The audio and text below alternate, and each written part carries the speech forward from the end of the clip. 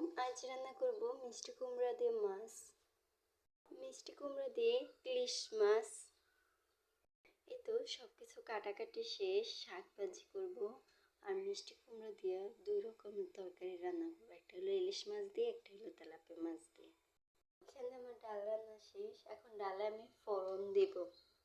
ডালের মধ্যে দিয়ে দেব কাঁচামরিচ আর কিছুটা ধনিয়া পাতা। ফোড়নটা আমি বেশি পুড়ে ফেলবো না, তখন দিয়ে দিব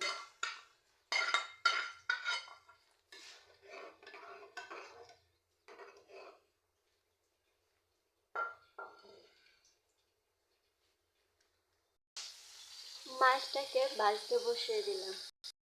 পাশের চুলায় মাছটা ভাজি হোক, এটাকে আমরা মশলাটা কষাই ফেলবো। দিয়ে দিব পেঁয়াজটাকে।